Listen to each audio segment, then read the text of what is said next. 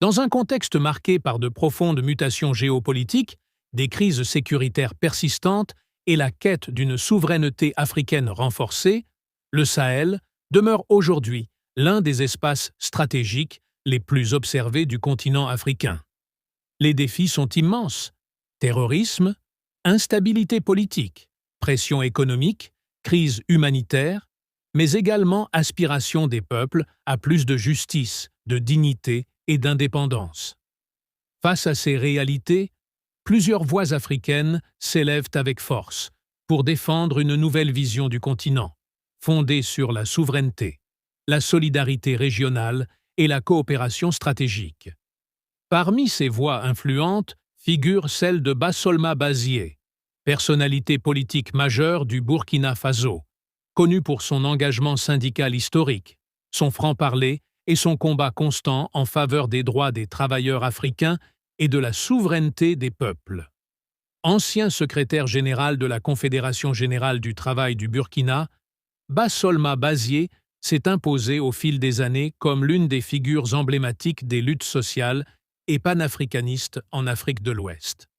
Son parcours, marqué par des prises de position courageuses face aux injustices sociales et politiques, lui a valu une reconnaissance bien au-delà des frontières burkinabais.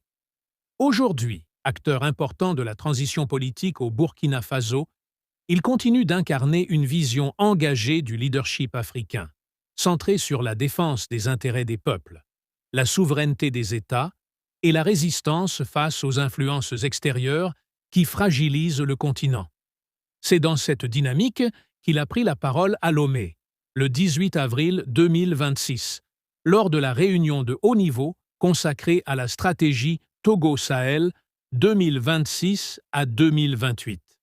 Un rendez-vous stratégique réunissant responsables politiques, experts sécuritaires, diplomates et acteurs régionaux autour des grands enjeux liés à l'avenir du Sahel et à la coopération entre les pays sahéliens et ceux du Golfe de Guinée.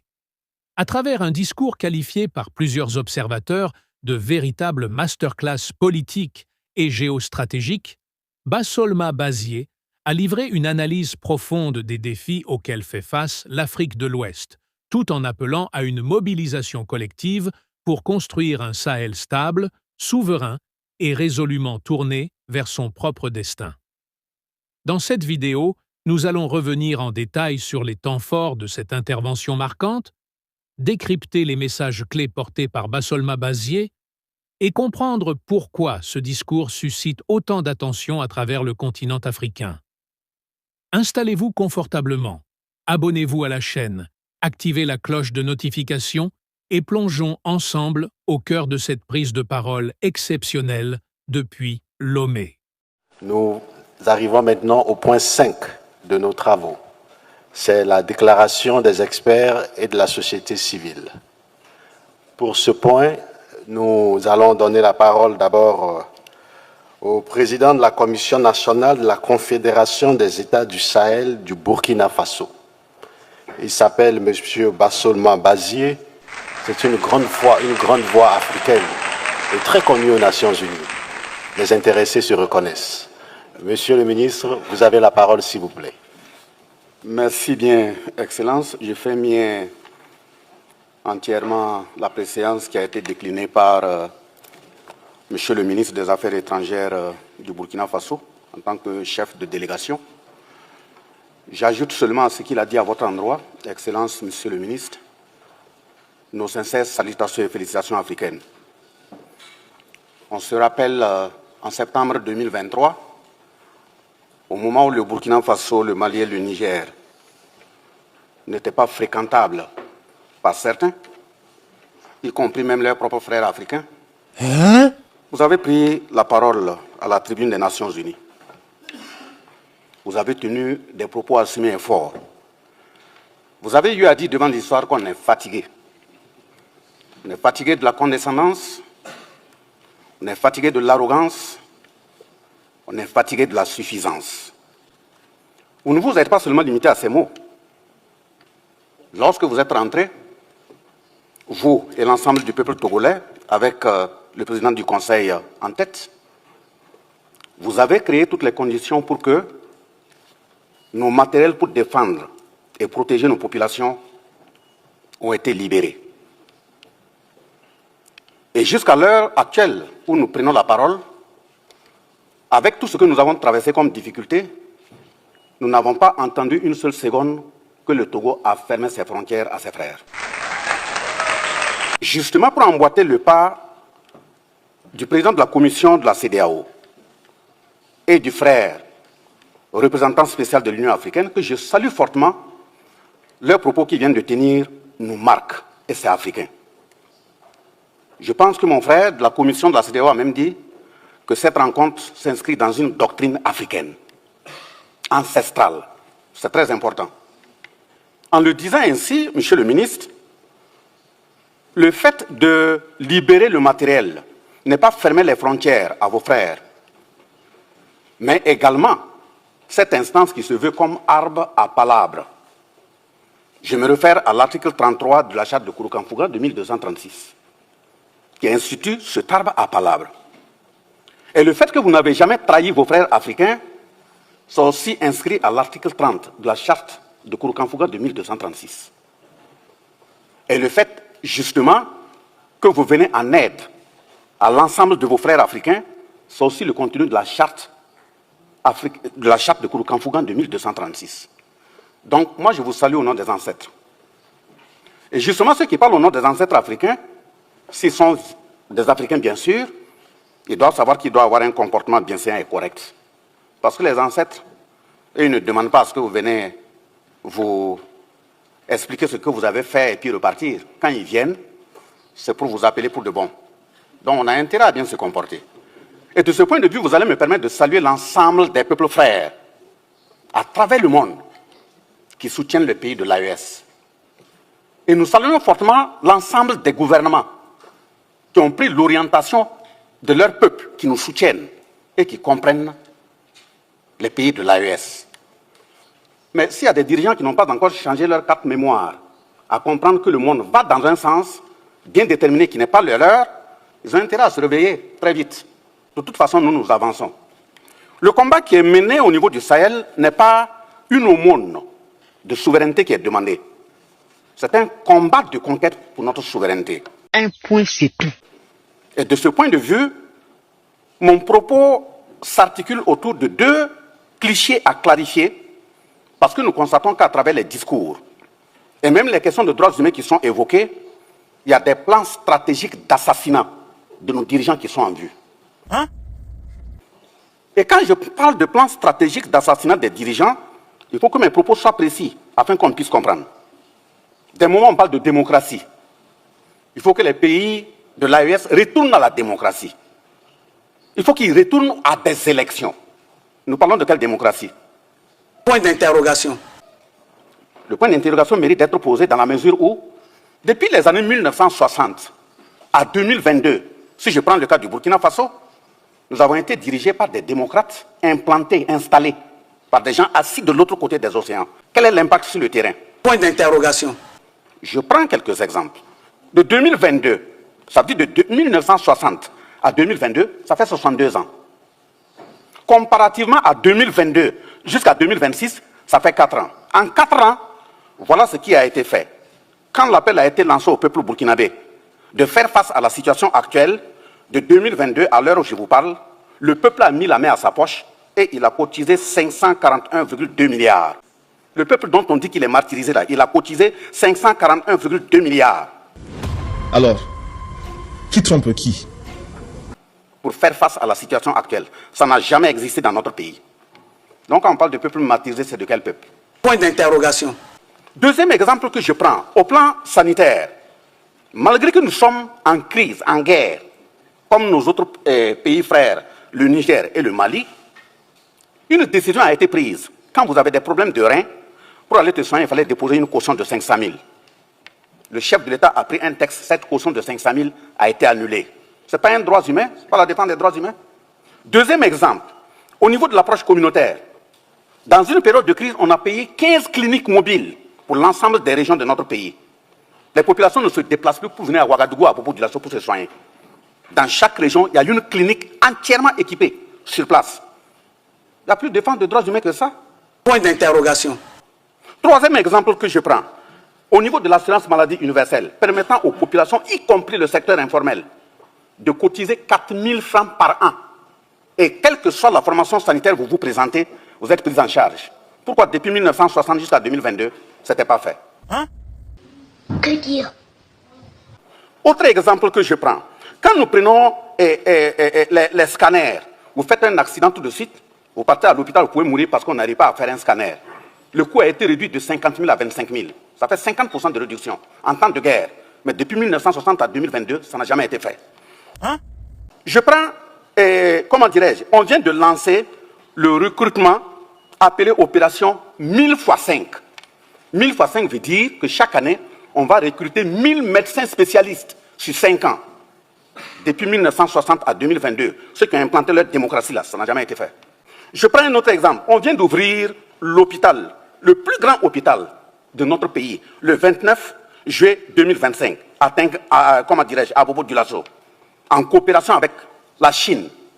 Et je vous dis, Excellence, que dans notre pays, depuis 1960, ça a été le 29 juillet 2025 à Tengango, qu'il y a eu une première opération permettant une transplantation rénale dans notre pays. Quand quelqu'un est malade, il prenait l'avion, c'est de l'autre côté qu'il partait le faire. Ça se fait au Burkina, dans un pays qui est en guerre. L'autre exemple que j'ajoute, il y a eu la construction de 920 CSPS de 2022 à 2026, dans un pays qui est en guerre. Le 21 décembre 2025, ou même je vais, jusqu'à ce qu'on vient de constater, on a fait le point, ça fait 38 centres de santé nouvellement construits dans un pays qui est en guerre. Je peux bien en citer d'autres. On dit, mais le droit humain, c'est quoi? C'est le droit à la vie, non? Point d'interrogation. Ce que je viens de citer, c'est pour permettre aux populations d'être en vie et en bonne santé. L'autre aspect, c'est la question alimentaire. Vous ne pouvez pas demander à quelqu'un d'être en bonne santé s'il ne s'alimente pas bien. Depuis 1960 à 2022, rien n'a été fait. De 2022 à 2026, malgré que nous sommes en guerre, il y a eu la mécanisation et des intrants. Ça veut dire, rien que pour 2025, l'État a mis dans la mécanisation agricole et les intrants 104 milliards de francs CFA. Et qu'est-ce qu'on a eu comme résultat? Ça veut dire 104 milliards, c'est plus, puisqu'en 2024, on a fait 77 milliards. Et cela nous a permis d'atteindre 67 000 tonnes de céréales pour nourrir les populations. C'est pas ça la défense des droits humains?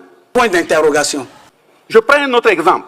Au niveau de l'aménagement des bas-fonds, l'aménagement des bas-fonds pour permettre aux cultivateurs, ça veut dire aux paysans, de pouvoir s'en occuper, on est passé de 5 000 hectares, depuis les années 1960 à nos jours là, on est passé de 5 000 à 25 000 hectares en 2025. Mais c'est un pays qui est en guerre. Et au niveau toujours de l'agriculture, les labours, les paysans qui ont les terrains là, on prend les tracteurs, on laboure ça gratuitement pour eux. Et 2025, nous avons fait 58 000 hectares de terrain labourés gratuitement pour les paysans. Il n'y a plus de défense des droits humains plus que ça. Et quand je prends par exemple au niveau des forces armées, dans les 11 accords où on a dit qu'on ne peut pas payer du matériel ailleurs si ce n'est pas la France, on ne peut pas former nos militaires ailleurs si ce n'est pas la France, je vous informe que de 2022 à 2025, nous avons constitué de façon autonome une vingtaine de bataillons d'intervention rapide, tout équipés, minimum 500 par bataillon. Je ne vais pas dire le nombre exact, parce que les murs ont des oreilles. Et comme c'est des questions militaires, si je donne, vous pouvez vous préparer et puis venir. Je ne donnerai pas tout. Je donnerai des environs. C'est moins, c'est plus, vous n'allez pas le savoir. Deuxième exemple, on a constitué une dizaine de groupements d'unités mobiles d'intervention de la police. Ça y est sur le terrain. On a constitué des légions de gendarmerie sur tout l'ensemble du territoire. Près de 10 escadrons de gendarmerie mobile. Ça y est sur le terrain. Le nombre de bases aériennes de 1960 à 2022, c'était une seule. Aujourd'hui, on en a 4. De 2022 à 2026. 4 bases aériennes. Voilà, mais je dis, je donne approximativement. Pas du tout. Voilà. Les volontaires pour la défense de la patrie, où on a considéré que ce sont des milices. Moi-même qui suis devant vous, je suis un volontaire pour la défense de la patrie. Un volontaire pour la défense de la patrie. Donc, ce n'est pas des hommes de rue qu'on ramasse pour dire qu'on a formé des milices. Et tous ceux qui sont des volontaires pour la défense de la patrie, sur le terrain, au fur et à mesure, on les enlève, on intègre directement dans l'armée, sont formés. Ceux qui n'ont pas l'air pour aller dans l'armée, on les installe, soit au niveau entrepreneurial, que ce soit l'agriculture, que ce soit la menuiserie, que ce soit la soudure. Voilà ce qui est fait au Burkina. Donc, il est essentiel qu'on demande aux uns aux autres d'enlever les œillères pour mieux regarder la réalité. Ce que nous disons, on dit oui, le Burkina ne veut pas la démocratie. On n'a jamais dit qu'on ne veut pas la démocratie. La démocratie a importé une robe forcée qu'on veut nous porter là. On ne la prendra pas. Un point, c'est tout. Si nos grands-parents ont eu à porter par force, nous disons non. Et nous avons les capacités nécessaires de dire non. Et même demain, on dira non.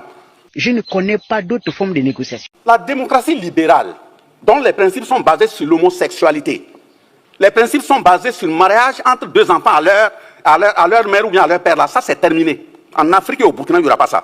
Dans l'espace AES, il n'y aura pas ça. Donc, de ce point de vue, la démocratie a ses principes, où on estime on peut violer la Constitution, se faire élire 3-4 fois. On s'installe, ça, il n'y a rien. On tue 3000 personnes. On installe celui qu'on veut, ça, il n'y a rien. Et quelqu'un vient prendre le pouvoir par les armes, appuyé par le peuple. Il n'y a même pas une goutte de sang. Vous estimez que lui, là, il doit partir. Vas-y. Et quand ces deux personnes qui prennent mon voisin, pas la réalité, c'est un exemple que je prends, vous prenez le pouvoir.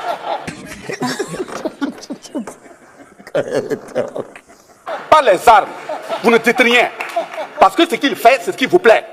Et moi, je prends les armes. Quand je dis, je ne suis pas d'accord que vous me nommez mon Premier ministre, je ne suis pas d'accord que vous m'imposez le ministre de la Défense, vous commencez à me traiter de putschiste, de quelqu'un de non fréquentable, vous créez toutes les conditions pour pouvoir me renverser. Donc ça veut dire deux personnes qui sont venues par les armes, l'autre comme lui, il fait ce que vous voulez. Oui, lui, il est un bon putschiste. Bon, je dis c'est un exemple, je prends. Et mais maintenant, moi, qui refuse, vous estimez que, bon, je ne suis pas bon. Là-bas, dernier élément, monsieur le ministre, et regardez au niveau des questions de droits humains, pour être précis. Pourquoi j'ai dit qu'il y a un assassinat qui se peaufine à l'horizon? Au niveau des droits humains, quand vous regardez au Burkina, premièrement, les rapports qui sont déposés sur la table de l'ONU, et je vais prendre des exemples et des preuves précis ici pour interpeller aussi les représentants de l'ONU. Il faut répercuter. Quand on fait un rapport sur la base de téléphone, vous arrêtez dans un pays, vous appelez des gens sur le terrain, celui que vous voulez, et vous prenez ces propos, vous constituez un rapport. Est-ce que ça c'est sérieux? Point d'interrogation. C'est même un manque d'éducation. Vous ne pouvez pas dire que vous voulez aller faire un rapport sur un pays, sur des faits, et vous prenez un téléphone pour appeler, voir ce qui se passe. Qui est au bout du téléphone?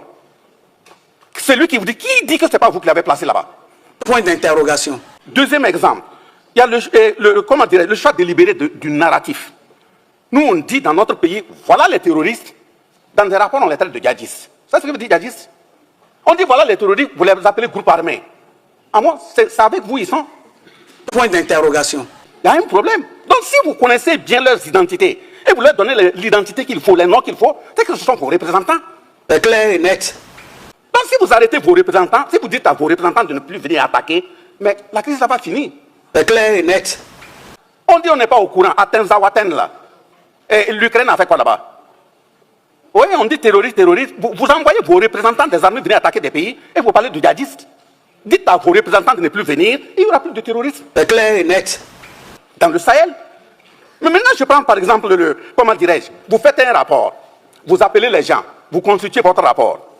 Au lieu de faire une confrontation, sur ceux même dont le rapport porte, vous dites non, bon, si vous avez fait l'étude pendant 3 mois, vous laissez quand il reste 1 semaine pour clore le rapport, vous appelez maintenant les responsables du pays, ils n'ont qu'à contredire. Ils vont venir contredire quoi? Ça veut dire que vous créez les conditions pour qu'ils n'aient même pas la possibilité de réagir. Donc on ne peut pas continuer sur cette base. Quand je le dis, qu'il y a un assassinat qui est plafonné, je vous donne les références, vous allez aller vérifier. Même sur le terrain.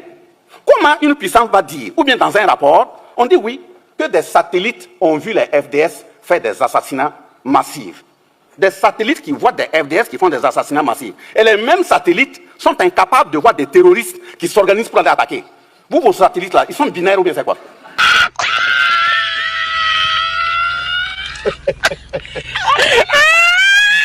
Donc ils regardent par choix. Donc vos satellites, quand c'est vous, vos hommes là, on ne voit pas. Donc il y a quand même un problème. Donc, je prends le cas de Kadhafi. Ça a été exactement le même narratif qui a été utilisé sur Kadhafi. Et voilà les exemples. Encore, on a dit que oui, il y a rapidement Human Rights qui a fait un rapport, qui a déposé. D'abord, il faut que les gens de Human Rights comprennent que la Déclaration universelle des droits de l'homme, de 1789, a été construite 553 ans après la charte de Kouroukanfouga de 1236. Attendez! On ne peut pas venir apprendre à des Africains ce que c'est que les droits humains. C'est clair et net. Vous prenez la Déclaration universelle des droits de l'homme de 1948. Elle a été construite 712 ans après la charte de Kouroukanfouga. Ça veut dire que les droits humains en Afrique, on sait de quoi il s'agit. C'est clair et net. Donc vous prenez, vous dites oui, Human Rights a fait un rapport, allez déposer parmi les rapports qui ont concouru à la prise de la résolution 1970 et la résolution 1973, ça veut dire 1970 et 1973, qui ont permis d'assassiner Kadhafi. Même on a dit que c'était pour aller créer une zone aérienne, d'exclusion aérienne. C'est une zone qui a été créée. On est intervenu jusqu'au sol, aller massacrer Kadhafi. Et après on revient, on dit, non, les rapports qui ont été utilisés là, les preuves n'étaient pas consistantes. Voilà, ce sont des gens qui ont appelé. Ça y est, sur le net, vous pouvez taper. Et c'est sur cette base que Kadhafi, en 2025, vient même d'être condamné pour groupement de malfaiteurs et autres. Ça veut dire que les responsables de Human Rights Watch doivent aussi répondre en tant que malfaiteurs. Regroupement de malfaiteurs. Un point, c'est tout. Ce que ça veut dire. Donc, finissant ces exemples, je dis que le Burkina Faso, au sein de l'AES, nous sommes engagés, pas contre un peuple, pas contre une personne, pas contre un groupe. Mais si un groupe se met de travailler nos intérêts, nous allons nous défendre. Ça, il faut que ce soit clair. C'est clair et net. Nous sommes engagés pour la conquête de notre souveraineté. La souveraineté politique, par exemple, on ne va plus nous imposer des dirigeants. Ça, c'est un. La souveraineté économique, par exemple, nos matières là, ils vont servir à nos peuples. Nos jeunes qui meurent en bordure des océans qui reviennent là, ça c'est terminé. La souveraineté sécuritaire, par exemple, dire qu'on doit tout acheter matériel militaire et autres en France, c'est terminé. Nous avons acheté nos matériels là où nous voulons. Et même là où nous partons là, c'est de voir comment former bien nos jeunes pour qu'on puisse les fabriquer au Burkina, au Niger ou au Mali. C'est parce que vous connaissez les marques que vous pouvez cartographier. On va créer des tunnels aussi, puis fabriquer. Nous sommes des sous-hommes, non? Nous avons aussi les têtes. Voilà. Mais maintenant, la souveraineté culturelle, c'est d'empêcher à ce qu'on continue d'éroder notre identité. Limpide. Nous sommes dans le combat pour conquérir notre identité. Et quand je dis que c'est une conquête, ce n'est pas une aumône là, nous sommes prêts. Vous n'avez pas aimé? Non, pas du tout.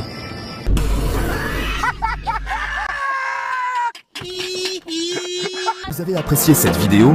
N'oubliez pas d'aimer, de vous abonner et d'activer la cloche de notification. Restez curieux et continuez à questionner le monde qui vous entoure. À la prochaine, prenez soin de vous.